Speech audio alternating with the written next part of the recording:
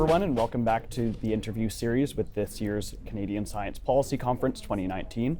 I'm joined today by Joy Johnson, the Vice President of Research and International at Simon Fraser University. Welcome. Thank you for I'm very pleased to be here. Wonderful. So to kind of get started, your position with Simon Fraser University sees you working across disciplines very often and often across borders as well. What do you think is the most interesting and kind of unique perspective into the science policy landscape that your position gives you?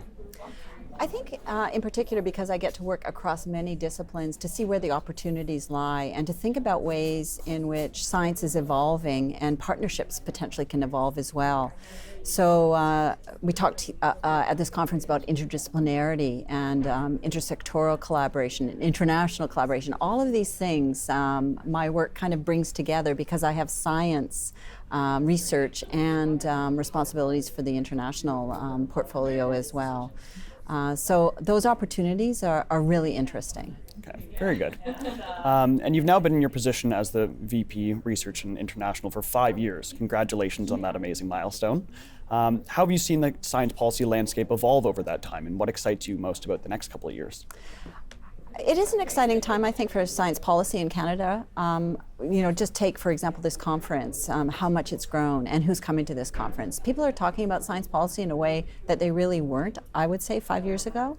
And the conversation's also shifting quite a bit. I would say, for example, a focus on equity, diversity, and inclusion. A real attention to this and thinking about the ways in which we really need to pay attention to equity-seeking groups, make sure that our policy is relevant to these different groups. So that conversation has changed as well.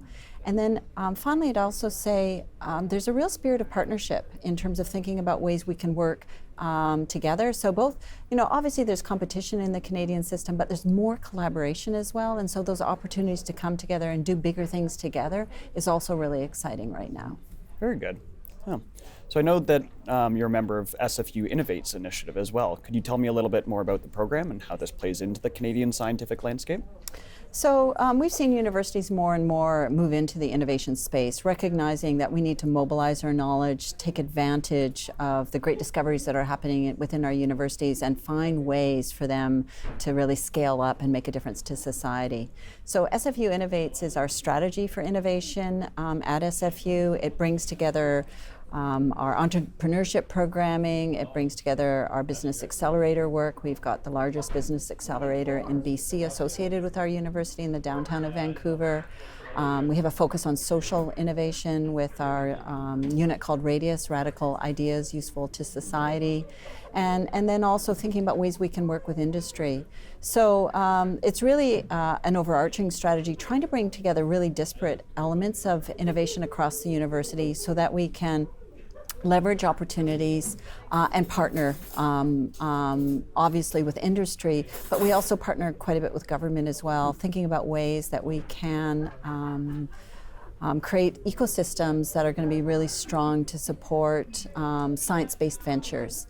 So that's really the focus. All right, really interesting. It's a lot coming under one roof. Yeah, and I think that's kind of unique for a university. So often, we've got different elements of innovation happening at a university, and there's not the coordination. And I think so much more can take place if we can coordinate and leverage these opportunities. And then find ways, for example, for our business students to work with our engineering students to really collaborate and to do their work together. Mm-hmm. So creating those kind of collision spaces, those opportunities is really important for innovation. Fantastic, yeah. Good. So you recently participated in a keynote panel about interdisciplinary, intersectoral, and international collaborations, as well as you moderated a keynote panel about Canada's digital transformation. What do you think is the biggest takeaway message from these panels, and why do you think these topics are so important? So, it's interesting in terms of interdisciplinarity, intersectoral, international. These are conversations we've been having for 20 years in this country. And I think that we all are recognizing that structures really do need to adapt and change for us to really move forward with interdisciplinarity. I think what's interesting is the addition of the intersectoral and the international. Science is a global venture, and we need to find ways to really break down barriers and to have people work together. For me, one of the take-home messages in terms of that work is really continuing to think about the structural changes that need to happen to really allow these collaborations to flourish. Certainly within a university setting, I'm very much aware of how our bureaucracies get in our way, that we have continue to have siloed disciplines, and that there's an opportunity to really think about ways to break down those silos and to encourage work. Both within the university across different disciplines, but also to break down barriers so that we can work with industry, work with civil society as well. So I think that's certainly a major take-home for us as well. In terms of the digital work, I'm really in awe of the agenda around really trying to move Canada forward in terms of the digital age and the challenges both for government but also for civil society and for sectors like the university as well. And it's very clear, again, partnerships are going to be key for that work to happen. I was really always impressed by our chief statistician, Anil Arora, and his insights and his enthusiasm about the opportunity, for example, to bring partnerships together to really work on key problems that are affecting our society and how data can be used for good. Yeah, seems to be a reoccurring theme throughout a number of panels, and everyone's getting excited about it. Yeah, absolutely, absolutely. Good. So the CSPC is very thankful to have the support of Simon Fraser University, and for your support as an active member of the CSPC community as well. What do you see as kind of the biggest benefit and the value of attending CSPC in your opinion?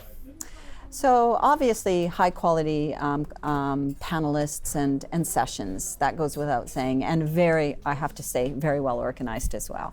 But I also come to a conference in part because of the hallway conversations that can take place. And it's just so impressive who attends this conference.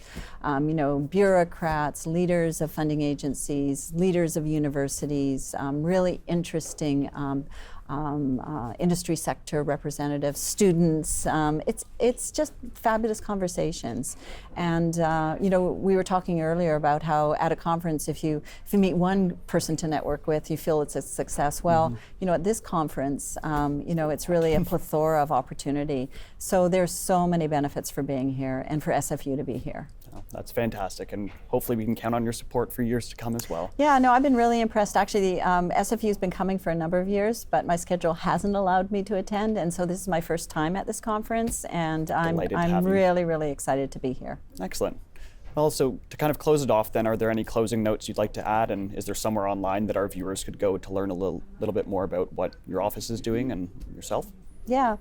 I would say congratulations to the organization for, again, a great conference. I think that the time has come for us to really take science policy seriously here in Canada, to think about how evidence is informing decision making at every level of government, but also, again, in the industry sectors and in civil society. So this is a great conference to have those conversations and to move that agenda forward. In terms of, I forgot, what was your second part of that question? Anywhere that our viewers could go to learn a little bit more about. Yeah, so thanks for that. So obviously SFU does have a webpage, and you can look up the Vice President Research site on the SFU webpage, and a number of our initiatives are highlighted there as well. And so I would welcome your viewers to check us out and to look for ways to connect as well. Very, very interested in growing our partnerships at Simon Fraser University. Excellent. That's great to hear.